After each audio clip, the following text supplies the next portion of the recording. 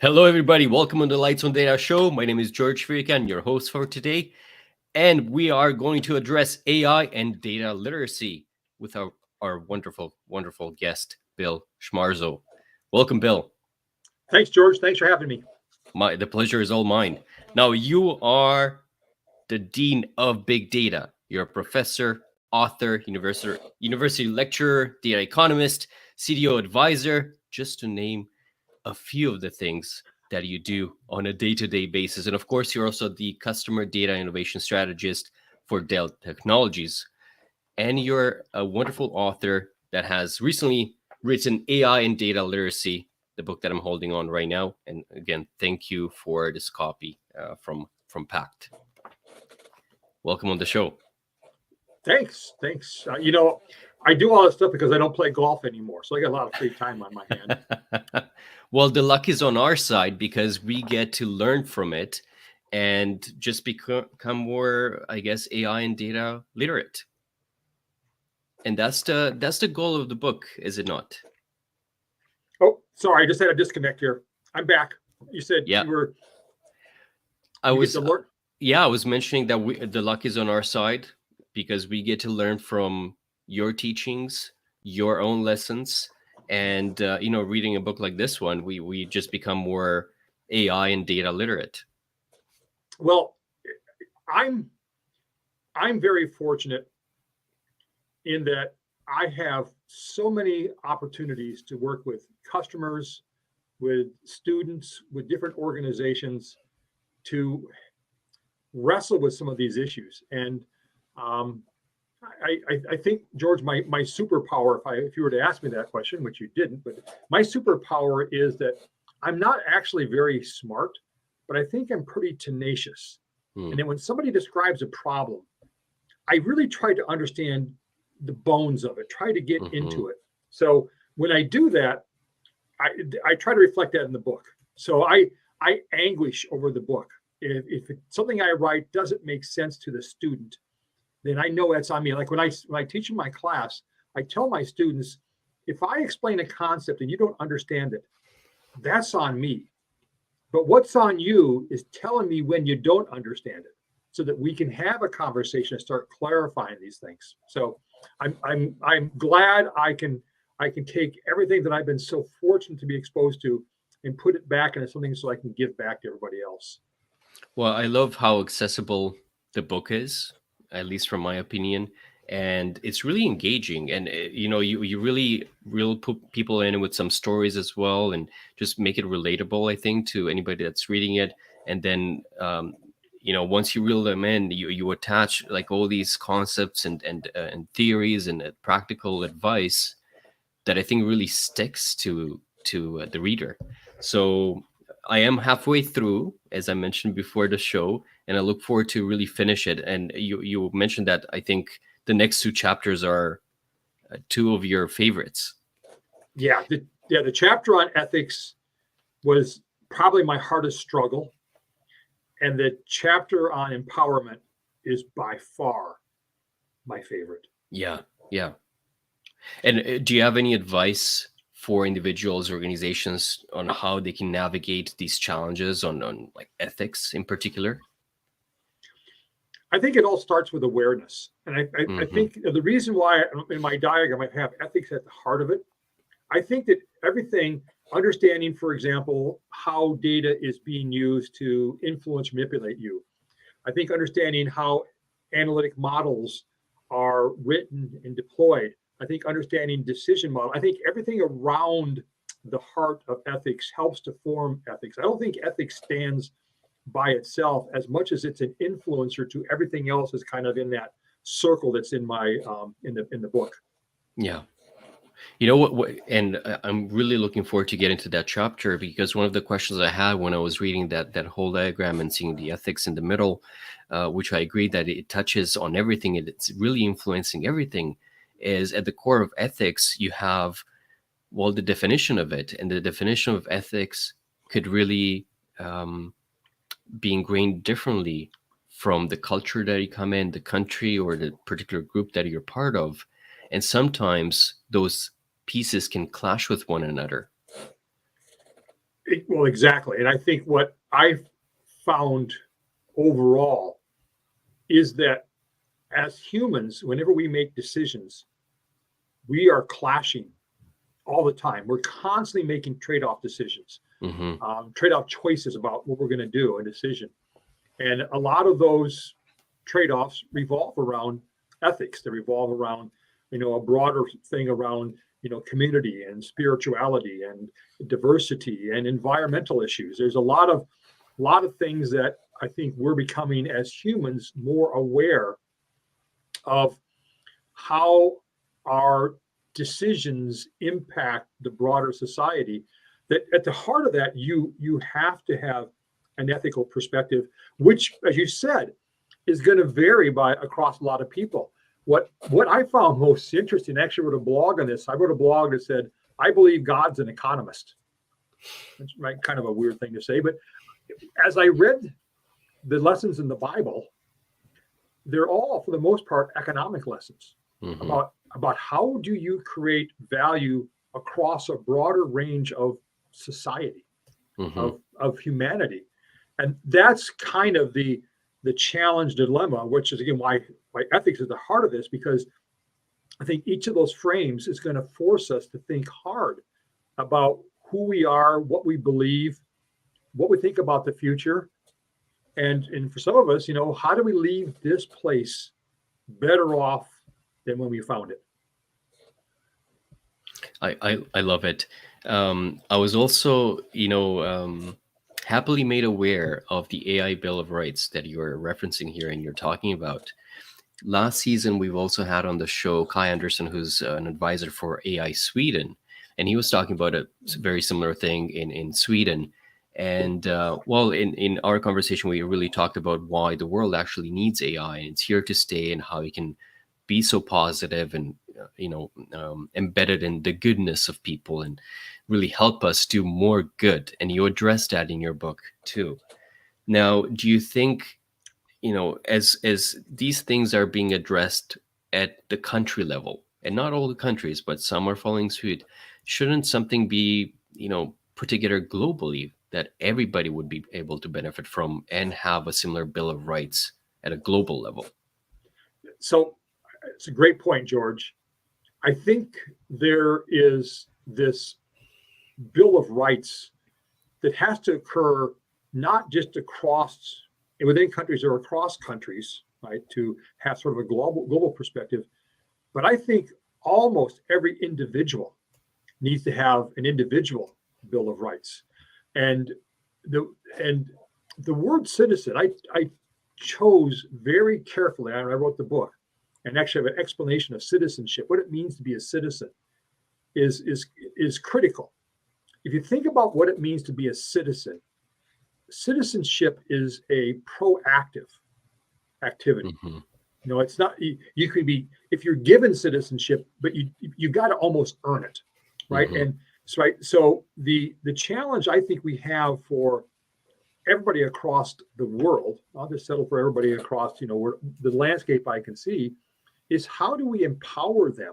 How do we educate them? How do we make them aware? How do we make them feel comfortable in having a conversation, ensuring that their voice is heard as organizations and cultures and societies and institutions are making decisions about where and how to deploy AI?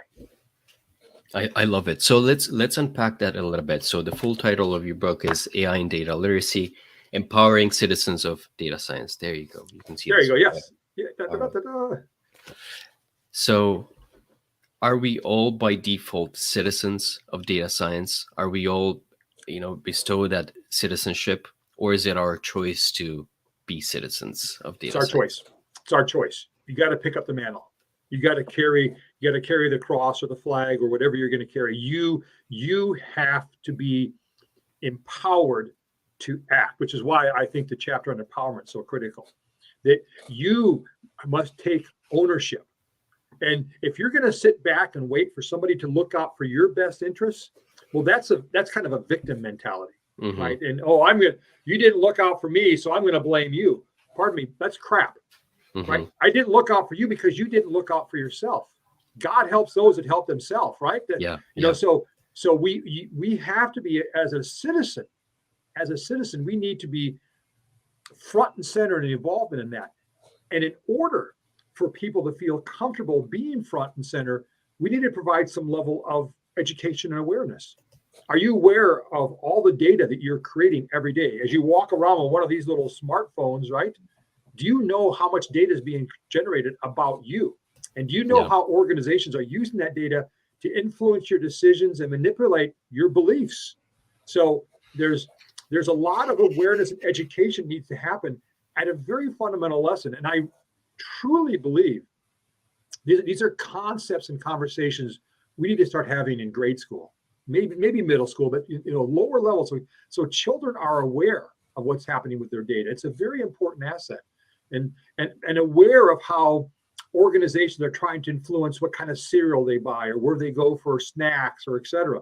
We just got to overall, we got to increase the awareness. We got to teach critical thinking at a very early age, so that we are a bit dubious when we're told things, and we apply some very fundamental logic to make certain that, does that sound like it makes sense?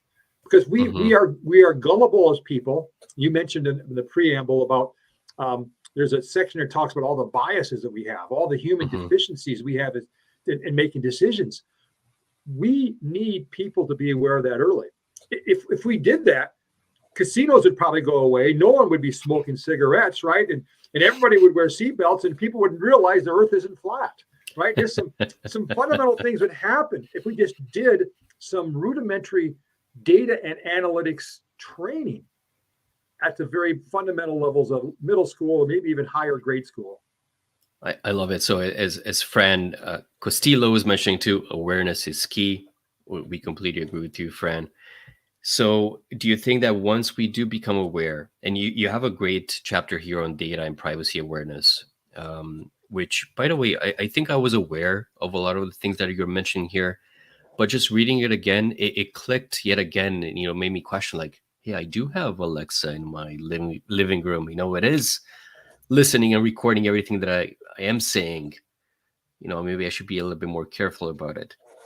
Once we do become more aware, do you think we'll start to not accept all these free services as we do right now in and giving our data for it? Do you think we will maybe have a stronger voice that will put together and influence that and say, okay, well, if you are going to record my voice and everything that I'm going to say, I would also have a say in how it will be used? Yeah, I think we will certainly have a higher degree of um, awareness and knowledge of how to push back, how to demand more. I don't mind that social media, for example, is quote unquote free. What I do mind is the algorithms they use to show me what is on my feeds. I, Mm-hmm. I, I find it insulting. I Mm-hmm. find it and I so if I'm going to give away my not just my data, but my perspectives, my inclinations, my tendencies, I want you to do more for that, to make sure you are actually serving me with that data, not just serving you to find ways to make more money for you, but are you actually finding ways to help me be more efficient in what I'm trying to accomplish? And so today it's a one-way street. They take our data. We get free email, we get free services, we get free this, but no, they don't serve us very well. And Right. I think that's where we as citizens of data science need Mm-hmm. to rise up and say, if you're going to take my data, I'm okay with it, but I want more in return. And I don't necessarily Yep. want money for it. I mean, money would be great, but I just want you to be more. I want to be much more effective. Today, it kind of sucks. Social media sucks, right? I get stuff sent to me all the time. It's like, I'm not interested in this. Why would you think that? And so, anyway, I'm going to go off on a tangent on that, but I think it's as we increase awareness, I think we empower people to have those kinds of conversations, to think for themselves about, what am I getting in return for my data? Right. I love it because right now, from what I'm seeing as well, it's really enabling those human decision making traps that you're describing in section of your book here, especially on that group mentality and the confirmation bias and the bandwagon effect and everything. Even like the FOMO piece, right? It's not Yeah, really yeah. helping us. So yes, becoming aware is key. I completely agree with that. And I think it all starts by having a read of this book and for everybody to understand a little bit more about the ins and outs and all the subtleties of AI and its algorithms, just to see how how is it influencing us. Really key point, something we were talking about before we went live, which is the book is not written for data scientists. It's written for everybody else. Everybody else who's not certain what's happening behind that curtain, that magic stuff that's happening there, to demystify, to demagic it. I made the mention that at my alma mater, Cole College, we're giving every incoming freshman a copy of my book. I don't care what discipline they're in. I don't care if they're in humanities or in history or in music or whatever they're in. We're giving everybody, every incoming freshman is going to get a copy of the book, because we believe that at a very fundamental level, data science, and especially capabilities like AI, must work for the benefit of everybody. If it's only going to benefit the high priesthood of data scientists and only going to benefit those very large high-tech companies and the 3-digit government agencies, then we're all going to lose. And there's no reason that we should accept you're going to win and I'm going to lose. This is a win-win situation. We can all win. You don't have to lose for me to win. And that's a key aspect, right? With AI, you don't have to lose for me to win. We can both win. Yeah. We can both win. So I do think, again, citizens of data science, the book is not written for data scientists. It's written for everybody else who needs to be able to feel confident and comfortable having that conversation about how AI and ML and my data is being used to influence me, to help me have hopefully a better, more fulfilling life. Yeah, yeah, I love it. And you're referencing one of your articles is "God an Economist." I feel like reading this book is kind of like taking that apple of wisdom, taking a bite out of it, and really your world really opens up. You do see it a little bit differently, and closer to reality for sure. Maybe I should have put an apple with a big bite out of it on there. That's really that's a good analogy. I never thought about that. Yeah. So you're mentioning in your book the AI utility function. Can you elaborate a little bit on this and how it relates to making better decisions with AI and data? Yeah. So what AI itself does is really pretty simple. And I like to use the analogy of the children's game Hotter and Colder.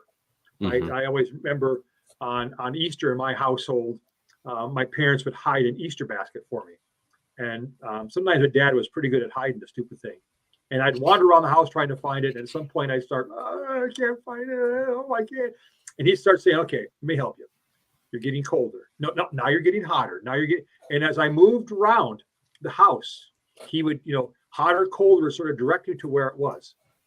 That's all that AI does. AI is playing a giant game of hotter and colder, with one important exception. That Easter egg, that Easter basket is constantly moving. It's always a movement situation. And so what you want from the AI is to have a set of variables and metrics and associated weights that you can use as the AI models interact with its environment to help guide you. It's not, AI is not an optimization technique as much as it's a learning technique. So it's learning as it goes along. It's getting smarter as it goes along. Like the Roomba vacuum, right? It's starting to learn where the chairs are, knows where the stairs are. And so this AI model is constantly learning and adapting as it interacts with the environment. And it's this important learning. So the AI utility function, which is this kind of beating heart of the AI model, requires that we think holistically and thoroughly about the KPIs and metrics that we're going to put in there, the variables we're going to use to guide the decisions that the AI model is making. So I talk about, of course, we're going to have, there's going to be financial metrics, there's going to be operational metrics, there's going to be customer metrics. What about employee metrics? What about partner metrics? What about ecosystem metrics? What about community? What about society? What about ecosystem? What about environmental? What about spiritual? Right? There's the range of variables that we need to include in that. So the model is guided in making these tough trade-off decisions that we as humans have to make. Remember, we talked about humans have to make trade-off decisions. Your AI model should be as challenged as us to make trade-off decisions as it's interacting. And there are actually, this is why it's not an optimization technique, it's a learning technique. There are actually algorithms out there that help them to, as the situation is changing, constantly looking at these different variables and metrics and figuring out, okay, in this situation, I should do this, but in this situation, I should do that. Like when I go to the store, I'm trying to decide between my Captain Crunch and my granola, right? Some days I'm feeling, I better be healthy. Here comes granola. And some days I'm saying, what the heck? I just want some fun. Here comes Captain Crunch, right? I'm wrestling with those ethical decisions about fun versus cost versus health versus what my wife's going to think when I walk in the door with a big box of Captain Crunch. I got to balance all of that. Love it. I have this question on Twitter, or I guess X. It's still hard to get used to the new name. And they're worried about AI turning evil. And you're referencing that in your book as well. And first, I want to ask you. You have a few references from the book of famous AI personalities. Let's say, do you have a favorite out of those that you've listed? Yeah, the first one, the movie Colossus: The Forbin Project, was my I think that's a 1960s kind of a movie. And that was my first exposure to, wow, these AI robot machines can actually at some point start to collaborate, and then they're going to take over the world. But that's probably my favorite one. There's a whole bunch. I like Eagle Eye. The bad guy's name is Ariella. Yeah. Another great. I think Eagle Eye's got a really good AI agent gone totally whack. So, but here's the thing about those models. Yeah. If you go back to the one on Eagle Eye, in the movie Eagle Eye, the area, whatever it's called, has been designed to ensure the protection of the United States. And it decides at some point in time that some of the political leaders aren't doing what they think is not doing the thing she believes is right for the safety of the U.S. And so she seeks to wipe them out. Her AI utility function told her to do that. So it isn't AI that's bad. It's whoever designed that AI utility function who didn't think through all the potential unintended consequences when they built that AI utility function. They're the ones that screwed up. So when I talk about AI, I'm not worried about AI. Yeah. I'm worried about the dudes and dudettes who are writing the AI utility function and not thinking through holistically, what are all the things that could go wrong, so that I put KPIs and metrics in the system to monitor against unintended consequences. Yeah. I mean, that's a challenge right now in many different fields, not necessarily related to AI, but in anything that people do. In like anywhere in the science world, you don't really have as much control at times over some of the scientists that want to do something that's completely out there, and maybe they're in a region, or I don't know, in the sea, in the ocean, where nobody is really controlling that area, or it's not under any particular jurisdiction, and you can think God knows what they could do. And similar with AI now, that is becoming more and more available, more and more accessible, and more easily to be able to develop your own algorithms. Do you feel then the risk is increasing? Oh my God, yes. But it's not unmanageable. What scares me more than anything else is something that's been around for maybe centuries, which is our leaders, especially our political leaders, making decisions without thinking through the ripple effect of those decisions. We see it all the time, right? We see it in the U.S. all the time. You'll have some governor make some decision about we're going to ban all immigrants, but then we don't have enough workers. right? And then so to get more workers, we decide we're going to change the child labor laws. We're going to reverse, 40 or 50 years of progress in child labor laws. We'd have enough workers. So you see this ripple effect of making a decision without thinking about, well, if I make that decision, Right. what are the potential ramifications? And it's not, by the way, it's not impossible to think through those ramifications. If you get a bunch of people together, especially people from the front lines of the organization, you say, this is a decision we're thinking about making. What are all the ways it could go wrong?